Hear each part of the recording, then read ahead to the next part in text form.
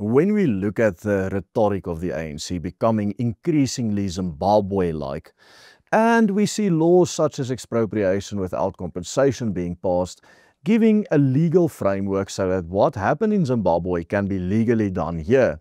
It is often surprising to see white South Africans continue to feed the crocodile. After international figures like Donald Trump say bad things are happening in South Africa, white liberals like Piet Kroukamp and Pierre de Vos run around throwing every cliché in the book to try and cover for the brutal human rights abuses of the ANC regime in South Africa. Oh, you know, those more than 1,000 farmers that had been brutally murdered since ANC took over in South Africa. No, man, it's just part of a crime problem we have here. Oh, you know, they write racial messages in blood of the walls. Oh, no, man, that's just normal. We shouldn't be concerned about that. Oh, there's 140 plus racial laws in South Africa. No, man, we whites are still richer than everybody else. Therefore, it's okay for our human rights to be abused and whatever. Well, the exact same thing happened in Rhodesia. Not all Rhodesians were realists or nationalists trying to withstand the pressure of the worldwide liberal zeitgeist. Well, since we are following the same trajectory as Zimbabwe or Rhodesia, let's look at what happened to these Rhodesian liberals. Let's look at the story of Sir Garfield Todd, the most liberal Rhodesian liberal. The man who was for decades hailed as the true champion of liberal Rhodesians. He ended up supporting Robert Mugabe so blindly that even after Mugabe ordered a brigadier in his police force to kidnap and rape this man's own daughter, this man still continued to defend and support Mugabe's rule in Zimbabwe. Sir Garfield Todd served as the Prime Minister of Rhodesia from 1953 to 1958. He is widely recognized as being more liberal than any of his successors, Edgar Whitehead, Winston Field, and of course, Ian Smith. In fact, in the late 50s, Todd was ousted from his own party, the United Rhodesia Party, for his advocacy for multiculturalism and egalitarian democracy at the time in Rhodesia. Todd would later become one of Ian Smith's greatest critics, especially after Smith signed Rhodesia's Declaration of Independence in 1965. He argued that by overthrowing British rule, Smith had turned Rhodesia into an international pariah, threatening the country's long-term stability, and therefore it is okay that the Rhodesian state be attacked by all these international actors to force them to turn into Zimbabwe. After Ian Smith's government eventually fell because of pressure, partly blown up by people like Garfield Todd, Robert Mugabe would reward him with a lucrative government position in now Zimbabwe.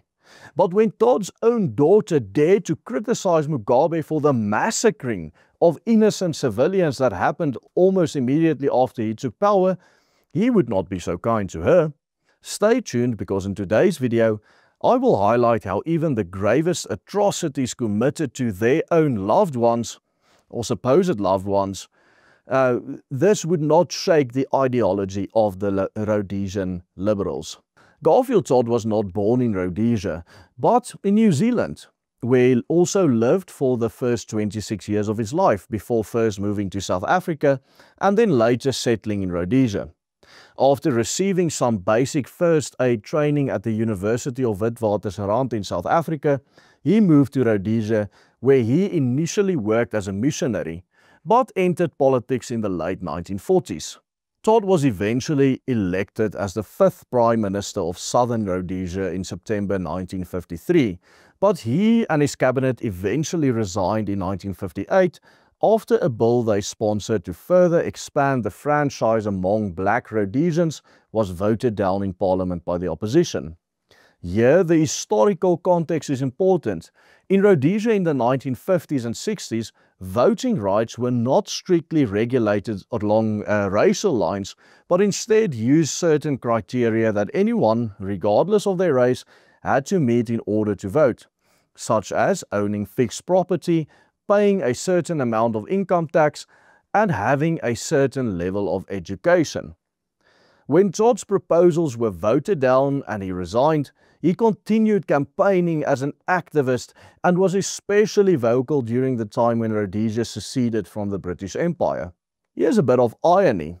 While Todd was championed for his liberal political outlook, he, much more than conservative Rhodesians, supported the continuation of colonialism in Africa, whereby black Africans would be continually subjected to rule by foreign European powers, especially the British Empire.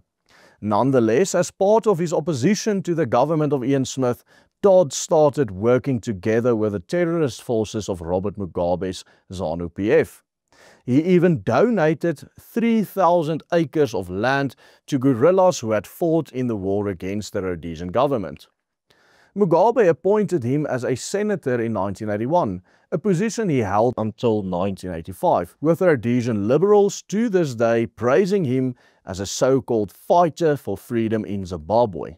So far, this may seem just like any other story of a white liberal who eventually got his way when African revolutionaries and Marxists took over another formerly first world nation. But here's the twist. While Todd served as a senator in the government of Robert Mugabe, one of Mugabe's other officials kidnapped and raped Todd's daughter. Judith Todd, who like her father had supported ZANU-PF's takeover, spoke out against Mugabe's violent suppression of an insurrection in Matabeleland, which left thousands of these Matabeles dead. A day after she had, in good faith, informed the then army commander and another senior officer that government soldiers were massacring civilians in a campaign of atrocities in Matabeleland, she was arrested for saying this and taken to the Chikurubi prison outside Harare. Here, she was raped by Agrippa Matumbara, who served as a brigadier of Mugabe at the time. He committed this atrocious act upon orders from none other than Robert Mugabe himself. Not only did her father, even after this, continue to serve in Mugabe's cabinet, but even after being raped, Judith herself even excused Mutambara's actions, claiming that despite raping her, he, in her view, saved her life by not killing her afterwards. Watch this. Mutambara was just the tool that they used. Then eventually it was over. He took me back into town, dropped me. He gave me his card. That was now Friday. I went then to see a friend of mine who was a psychiatrist at the university, Dr. Noel Galen, and told me everything. He got medical attention for me and everything. And life continued. You have said that Agrippa Mutambara, in your view, saved your life. Yes. By not killing you. Yes. I do believe that. He could have killed you. He could have, I suppose he could have, but he certainly didn't like what he was doing. Okay. So he raped you, but he says in public that he never did it. I think he says that it was consensual. This gives off serious Amy Beale vibes. Do you remember the video about Amy Beale that we made, the American activist that stood with the ANC and then was later brutally murdered by those same freedom fighters, and then the freedom fighters were later given amnesty because they called her killing a political deed? Well, at the end of the video, I'll remind you of that. You can watch that later. Until his death in 2002, 2 decades after his daughter was so brutally raped by one of Mugabe's brigadiers, Sir Garfield Todd remained a lifelong liberal and supporter of the Marxists in Zimbabwe.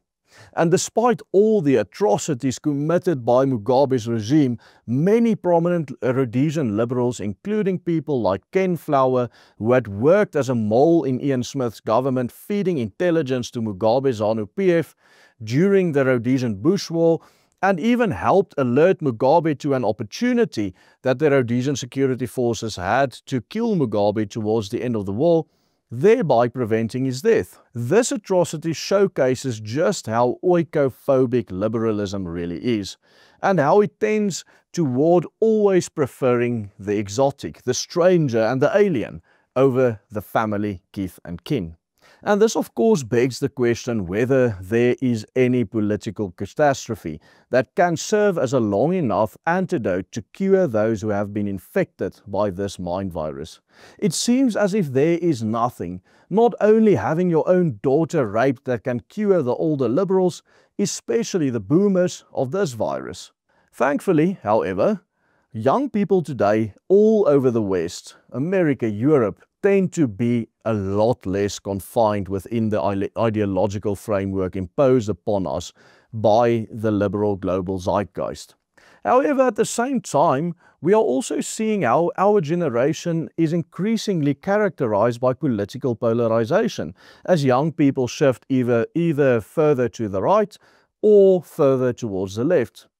And in the midst of all of this confusion, the pressing question one has to pose to the younger generation all over the Western world is, will you be able to wake up before it is too late?